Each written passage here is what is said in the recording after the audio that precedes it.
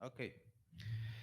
Bien, creo que esto ya lo comentamos en las conferencias pasadas. Solamente quería comentar algo importante. Cuando el profesor William Ladd y el profesor Robert Gross, quienes se consideran los padres de la cirugía pediátrica americana, mostraron una sobrevida muy buena de los pacientes con hernia diafragmática. Era muy buena porque eran pacientes que sobrevivían 2 o 3 días después de postnatal. Nosotros ya sabemos que eso no es así. Y en la medida en que han transcurrido todo el manejo y el entendimiento, más que el manejo, el entendimiento de la hernia diafragmática, pues se han hecho todas las correcciones que hemos hablado desde el punto de vista prenatal, desde el punto de vista postnatal, y ahorita vamos a hablar algo específicamente de la cirugía. Si hacemos un recuento de esta publicación, es una publicación vieja, pero es más o menos lo que se hace en el mundo entero, y vemos una incidencia de la hernia diafragmática, que son 7 por cada 50.000 nacidos vivos, e intentamos hacer una correlación con los que van a nacer en Bogotá, haciendo una estimación, un estudio que hicimos hace unos años. Podríamos inferir que en Bogotá podrían nacer 23 pacientes con hernia diafragmática congénita. Eso quiere decir que el número de unidades de cuidado intensivo en Bogotá, que son casi más de 30, 40, si no estoy mal, no alcanzarían a ver una hernia diafragmática por grupo. El trabajo que está haciendo el doctor Saulo Molina me parece interesantísimo, es canalizar o ver esos pacientes desde prenatal y centrarlos de esa forma. No voy a hablar al respecto de esto porque eso ya lo dijimos. Esto también ya lo comentamos. Voy a dar un poquito más de tiempo para ver si podemos hacer al final una discusión. Voy a sacrificar un poquito de tiempo de mi conferencia. Con respecto a la embriología, recordar simplemente que el diafragma tiene estas porciones y dependiendo de la falta de desarrollo de una de estas porciones, pues se van a formar las hernias diafragmáticas. Las que más encontramos son las posterolaterales. Vemos unas anteriores que son las de Morgagni, que son tardías, pero también podemos ver paraesofágicas. Vamos a mostrar un caso del doctor Mora ahorita, un caso muy interesante con diagnóstico prenatal. Este es el diafragma con lo que nos vinimos hoy a hablar todos, que tiene una característica anatómica particular. Pero, aquí cómo corro, ¿les picho otra vez? Este es el diafragma, miren, ese es ese músculo que está ahí pegado, que no sabemos ni siquiera por dónde mirarlo. Si lo vamos a corregir, ¿será que lo miramos por arriba? ¿Será que lo corregimos por arriba? ¿Será que lo corregimos por abajo? Es decir, no sabemos cómo centrarlo, cómo abordarlo. Pero no es solamente una estructura anatómica, sino como en este caso, cuando falta o no se desarrolla, produce una alteración funcional, que es lo que aquí nos está volviendo a estar hablando sobre esta patología. Esta es una diapositiva muy interesante en donde estamos viendo cómo es el desarrollo del epitelio pulmonar, dependiendo del desarrollo fetal y dependiendo de la formación tanto de las yemas traqueales primarias, de los bronquios primarios, secundarios, de la parte de ya los bronquiolos y la parte de los alveolos. El epitelio va cambiando desde cilíndrico, en esta parte muy pseudoganglionar, muy temprana, cuboidal más adelante, que se llama una etapa canalicular. Después ya está, se vuelve más planito. ¿Por qué tiene que ser planito? Porque el vaso va a estar en contacto con ese epitelio y va a permitir lo que al final el pulmón quiere hacer, y es un intercambio gaseoso. Para eso necesita un epitelio bien delgadito, que en la tapa alveolar, inclusive esta tapa alveolar se completa hacia los 2 o 3 años de vida, tiene que ser delgadito, y al mismo tiempo se está formando una arteria. Aquí está un poquito mejor esquematizado. Si nosotros paráramos acá, pues no hay un intercambio de gas desde el alveolo, a través de este epitelio, a un vaso. Tiene que formarse este epitelio, tiene que formarse en la medida de las semanas que se están desarrollando, hasta que al final ese intercambio se hace de manera adecuada. ¿Qué es lo que pasa? Viene un problema que no sabemos bien cómo es, no lo vamos a repetir, que rompe esta armonía. Y entonces, este desarrollo de ese epitelio y de estos vasos no va a ser el adecuado. Fíjense que estamos hablando del pulmón, ni siquiera estamos hablando del diafragma. Insisto, el problema es del diafragma, parece, pero la repercusión es funcional.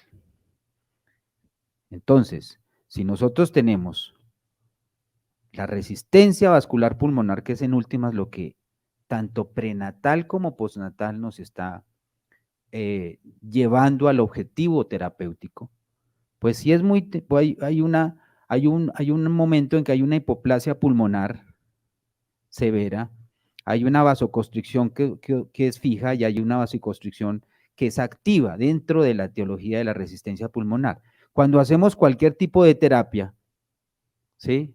Que fue lo que ya nos explicó la doctora Murcia, vamos a revertir esa hipertensión pulmonar, pues hay un grupo de pacientes que es irreversible. Y es ahí donde entra la terapia prenatal, como lo explicó Saulo, en esos casos tan severos y que necesitamos que se desarrolle y se está desarrollando felizmente. Y lo mismo cuando no podemos hacer ese manejo postnatal, como lo explicó la doctora Murcia, entonces tenemos ese paciente que es el que tenemos problemas.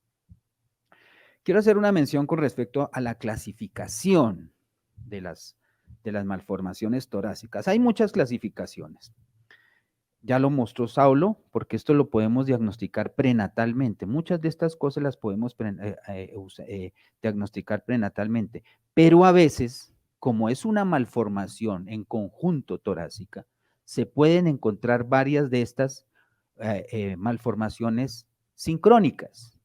Y hay una nueva tendencia, que no es tan nueva, es como de la década de los 90, en donde dice que el problema es de la yema pulmonar.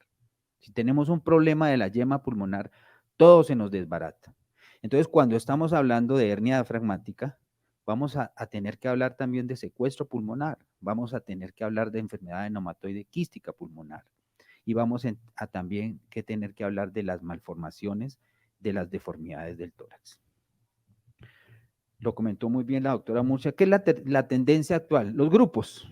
Todos estos grupos están haciendo estudios colaborativos, formando redes, usando las redes para hacer un conocimiento mejor de esta patología, porque de aquí estamos reunidos varias disciplinas, cirugía materno-fetal de alta calidad, neonatología de alta calidad y cirugía. Entonces, todos tenemos que tener un objetivo fundamental, que es el paciente con hernia diafragmática, como ya dijeron, es una patología muy compleja. Y entonces en el mundo entero se están formando y tienen estos grupos. ¿Para qué sirven estos grupos?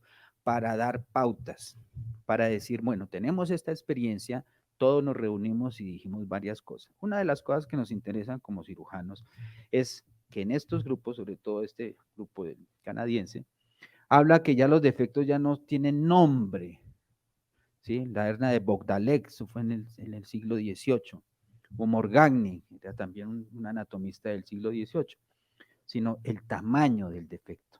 Fíjense que ya no es como posterolateral. Ahorita voy a mostrar unas fotos de esto tan interesante, sino ¿qué hace uno con un defecto de estos? Gravísimo desde el punto de vista quirúrgico. Ya vimos que es grave desde el punto de vista prenatal. Se determina, se hace el diagnóstico por resonancia. Y hacemos este otro, de pronto tenemos un poquito de pestaña para poderlo cerrar. Este sí es facilísimo, 2, 3 puntos y nos vamos para la casa. Probablemente este defecto a la hipoplasia pulmonar no sea tan severa. Entonces el paciente le va a ir mejor. Probablemente estos pacientes o este defecto B fue los que operaron inicialmente el doctor William Ladd y Robert Gross en la década de los 40. Pero ahora sí, ¿cuál es la controversia con la cirugía? Si hacemos ¿Qué tipo de cirugía vamos a ver? Al final voy a hacer unos comentarios específicos, pero ¿cuáles son las controversias? Si se hace cirugía abierta, ¿por la parotomía o o por toracotomía? Si se hace una cirugía mínimamente invasiva, ¿por la paroscopia o por toracoscopia? Y si usamos mallas y qué tipo de mallas. Voy a dedicarse, esperar un poquito de este tema. En términos generales, en esta publicación muy interesante que es del Hospital de Niños de Toronto, Agustino Piero, él habla cuáles son las ventajas de la cirugía. Ya vamos a abordar ese paciente, ya le hicimos el diagnóstico prenatal, ya pudimos determinar si se hacía o no una terapia fetal o no, el paciente ya nace, el paciente se estabiliza, ya el paciente está estable y nosotros tenemos que operarlo. Fíjense que la hernia diafragmática desde la década de mediados del siglo pasado hasta lo que es hoy acá en el siglo XXI, el cirujano fue entrando al escenario de manera más tardía, porque en la medida en que entendemos la fisiología y el comportamiento de esa patología, vemos que el cierre del diafragma es lo último que hay que hacer. Aquí lo podemos hacer por laparotomía. ¿Cuál es la ventaja de la laparotomía? Pues es la que más hacemos los cirujanos, tenemos esa experiencia, vemos bien las cosas, podemos diagnosticar la malrotación intestinal. Cuando se habla de la hernia diafragmática, se hablan de muchas cosas, pero no se habla de la malrotación intestinal. Yo creo que todos tienen malfijación y todos tienen malrotación intestinal. Y eso hay que tenerlo en cuenta para los cirujanos, porque a veces guarda uno el intestino volvulado. Eso se ha descrito y el paciente se necrosa y se muere. ¿Cuáles son las desventajas? Bueno, la cosmética. Digamos que no es cosmética, no es ese término cosmético, sino la cicatriz que puede producir alteraciones funcionales, tanto abdominales como torácicas. Por supuesto, tiene más riesgos de bridas, que eso no es despreciable en la medida que los pacientes sobreviven, y el dolor posoperatorio es mayor porque hay mayor manipulación de los tejidos. Estoy hablando de la laparotomía. La toracotomía, digamos, ¿cuál es la ventaja? Es una indicación casi absoluta de una hernia diafragmática derecha, pero eso es discutible, nada de medicina es absoluto. Y cuando el paciente recurre en la hernia con la primera cirugía por cualquier vía y recurre, la toracotomía es una buena indicación para corregir esa hernia diafragmática congénita que ha recurrido. El dolor posoperatorio también es importante, abrir el tórax siempre duele. No puede uno valorar los órganos abdominales, ya sabemos que tiene una serie de alteraciones de los órganos abdominales y hay una dificultad para reducirlo. Esas serían como las ventajas y las desventajas de la cirugía abierta. La cirugía mínimamente invasiva. Empecemos por la toracoscopia. La toracoscopia pues es mejor, no son sino 3 puertos, casi no queda cicatriz y el control del dolor es mejor, es muy buena para estas dos partes. ¿Qué requiere? Una curva de aprendizaje. Hay que aprenderla a hacer, es difícil, como toda la cirugía mínimamente invasiva. En la medida en que ha transcurrido este siglo, ya la cirugía de mínima invasión, pues ya como que todo el mundo ya la sabe hacer, pero requiere una serie de elementos de aprendizaje que los voy a comentar al final. El tiempo operatorio es mayor, bueno, relativamente, depende de quién lo haga, es la que menos se realiza, es difícil ver las estructuras, y es difícil hacer la reducción. Si era difícil hacer la toracotomía abierta, en la toracoscopia es un poquito más difícil. La laparoscopia, pues igual, es cosmética, menos dolor, tiene menos bridas, y eso es muy buena, en general de todas las laparoscopias. Vuelve a entrar la curva de aprendizaje, el tiempo,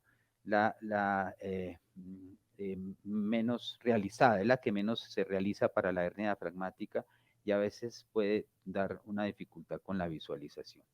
Este es un caso propio de un paciente que tiene, fíjense ustedes, una hernia diafragmática derecha muy grande. Son casos sin diagnóstico prenatal. Se hace una cirugía abierta, casi que no tiene diafragma, tiene un bordecito aquí muy pequeño, y entra a jugar otra de las controversias de la cirugía, si hay que usar mallas. Entonces, la recomendación, por lo menos lo que nosotros recomendamos en nuestro grupo, es siempre que se entra a operar un paciente con una hernia diafragmática, tiene uno que tener una malla en salas de cirugía, porque no sabe qué se va a encontrar. Probablemente lo intuye en la medida en que el paciente se estabilizó de manera pronta, adecuada con las medidas terapéuticas por parte del grupo de neonatología, o si el paciente no se recuperó, puede uno decir que tiene hipoplasia pulmonar. La hipoplasia pulmonar puede estar en relación, sí o no, con el defecto del diafragma. Entonces lo que ponemos es una malla.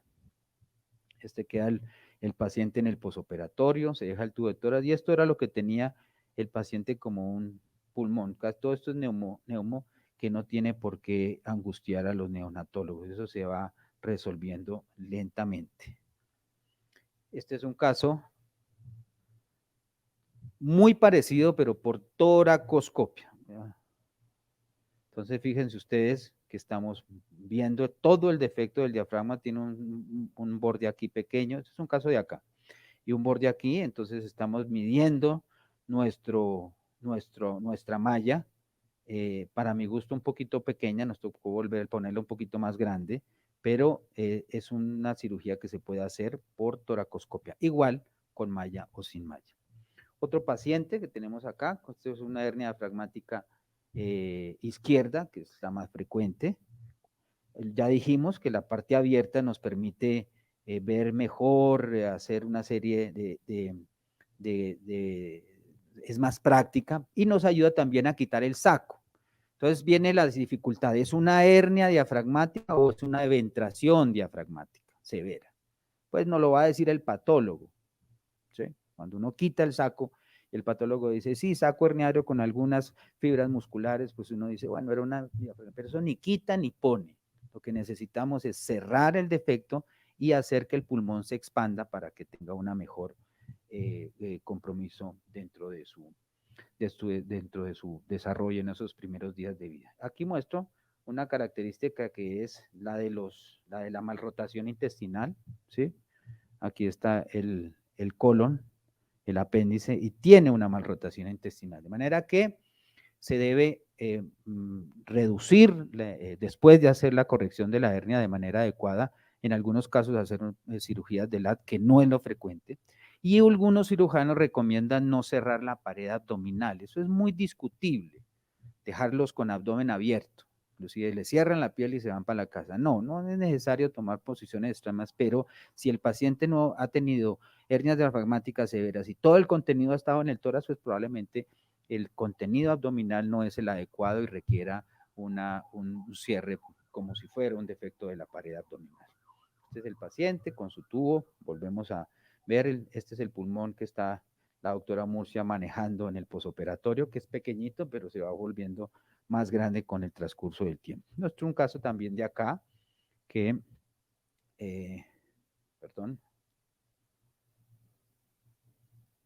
¿me lo corres, por favor? No, no cargó. Bueno, era un caso muy parecido al anterior, pero lo que quería mostrar era que la reducción de la hernia es un poquito difícil por esta vía. Bueno, rápidamente hay otros tipos de hernias que son las hernias anteriores de Morgagni, que son realmente fuera de esta tragedia que nos hemos puesto a discutir ahora. No tienen hipoplasia pulmonar, no tienen nada de eso, son fáciles de diagnosticar. A veces las diagnostica uno de recién nacido, pero generalmente se diagnostican niños un poquito más pequeños. El abordaje es laparoscópico, aquí está la hernia, este es el defecto, esto es lo que estamos viendo aquí, anterior, esta es la parte anterior, este es el esternón, aquí está el borde del diafragma, se quita el saco herniario para que no quede un quiste y se hace un cierre del defecto. Es una hernia que es muy benévola. Esto también puede verse que en algunos casos un paciente con una hernia paraesofágica congénita diagnosticada por vías digestivas. Aquí está el defecto, el paraesofágico, aquí está el hiato y aquí estaba el defecto. Y este es el caso que presentó, manejó recientemente el doctor Mora, con un diagnóstico prenatal y una sospecha de una atresia de esófago, pero tenía otras características postnatales. Se le hizo una vías digestivas y no entendíamos muy bien qué era esto. Una hernia paraesofágica congénita extremadamente rara, se hizo por cirugía abierta, este es el defecto, se están colocando aquí los puntos con unas almohadillas o playets y son pacientes que, vuelvo y repito, no tienen ese problema de la hernia, de la hipoplasia pulmonar. Igual, a veces encontramos pacientes con hernias diafragmáticas, en este caso con una sombra que no podíamos entender, se le hizo la tomografía, aquí está esta parte que no podíamos bien entender qué es, ya sabemos que es un paciente que tiene una hernia diafragmática, esta es la pared del tórax, esta es la parte posterior, la hernia diafragmática siempre tiene como esta V, ¿sí? Y aquí tenía un tejido pulmonar con una arteria a la, a la aorta y pues esa es la definición de secuestro pulmonar. Se quita fácil con un ligasure y se cierra. Aquí está el defecto más bonito, ya se puede ver y se hace esto. Ya lo comentamos, el manejo posoperatorio, no voy a centrarme en esto. Hay una situación particular y es con los costos. Los costos de la cirugía neonatal, pues eso como que no se ha podido determinar muy bien, eso depende mucho de los sistemas de salud y los estudios, por supuesto, o son americanos o son europeos, si hablan en dólares o hablan en euros. Pero fíjense que nosotros tenemos aquí que un costo de una hernia diafragmática puede ser entre los 35.000, 33.000 euros hasta los 85.000 dólares, y ahorita que están iguales, con o sin ECMO. De manera que es una inversión muy alta de una patología que es muy infrecuente con una mortalidad también muy alta. Entonces, es una patología que debe hacerse por grupos interdisciplinarios para que desde el punto de vista de mejorar la calidad de atención y de los costos de atención en salud se puedan ver. Esto es solamente para contarle a Saulo, que fue el primero y único caso que manejamos aquí de un paciente con un exit. Le habían puesto el balón en Bucaramanga.